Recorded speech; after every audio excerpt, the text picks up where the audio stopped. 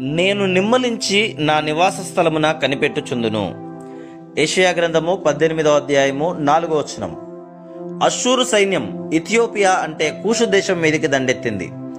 అష్షూరు వాళ్ళు పొడవుగా ఉండి మృదువైన చర్మం కలిగి ఉన్నారట. ఆ సైన్యం దండెత్తి వస్తూ ఉండగా దేవుడు వాళ్ళను అడ్డగించడానికి ఏమీ పూనుకోలేదు. వాళ్ళు ఇష్టం వచ్చింది చేయడానికి వాళ్లకు అధికారం ఉన్నట్టుగా ఉంది. దేవుడు తన నివాస స్థలము నుండి వాళ్ళను కనిపెట్టి చూస్తూ ఉన్నాడు.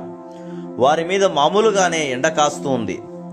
అయితే కొంతసేపటికి కోత పనివాడి కొడవలి వల్ల తెగిపడుతున్న ద్రాక్ష తీగల్లాగా మిసిడిపడుతున్న ఆ సైన్యమంతా కుప్పకూలిపోయింది. దేవుని ఊహలు ఎంత గంభీరమైనవి!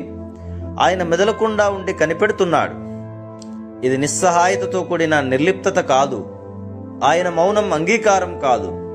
ఆయన కేవలం సరైన సమయం కోసం ఎదురు చూస్తున్నాడు. తరుణం ఆసన్నమైనప్పుడు ఆయన లేస్తాడు. దుష్టుల పథకాలు ఇక ఫలించబోతున్నాయి అన్నప్పుడు గొప్ప ఆపదని వాళ్ళపైకి పంపించి వారిని లొంగదీస్తాడు. లోకంలో ప్రబలుతున్న దౌష్ట్యాన్ని మనం చూస్తూ, అన్యాయాలు అక్రమాలు వర్ధిల్లడాన్ని గమనిస్తూ, మనల్ని అసహించుకునే వాళ్ళ దౌర్జన్యాలకు గురై అల్లాడుతూ ఉన్నప్పుడు ఈ మాటలను గుర్తు తెచ్చుకుందాం. దేవుడు ప్రస్తుతం నిమ్మలంగా ఉండి కనిపెట్టి చూస్తున్నాడు. దీన్నే మరో విధంగా చూడవచ్చు. తుఫానులో తెడ్లు వేయలేక అష్ట కష్టాలు పడుతున్న తన శిష్యుల్ని చూశాడు యేసు ప్రభు. బేతనియలో తాను ప్రత్యక్షంగా లేకపోయినప్పటికీ లాజరు జబ్బుపడి ప్రాణాలు వదులుతూ ఉండడం ఆయనకు తెలుస్తూనే ఉంది. అతన్ని రాతి సమాధికి మోసుకుపోవడం ఆయన దివ్య దృష్టికి కనబడుతూనే ఉంది. బంధువుల హృదయాలు మెల్లిమెల్లిగా కృంగిపోవడం ఆయనకు తెలుసు. అయితే తాను జోక్యం కలిగించుకోవడానికి సరైన సమయం కోసం ప్రభువు ఎదురు చూశాడు.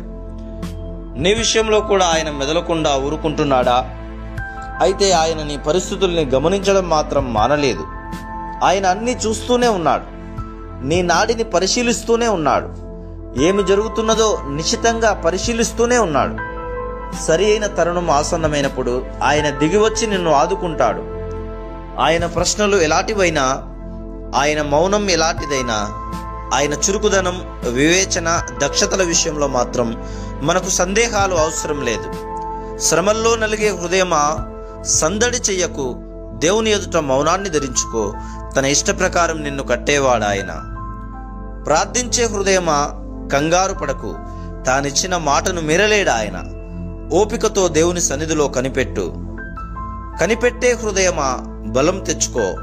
ఆలస్యమైన నమ్మికతో ఎదురుచూడు. సమయం మించేదాకా ఉండడాయన, సందేహమెందుకు?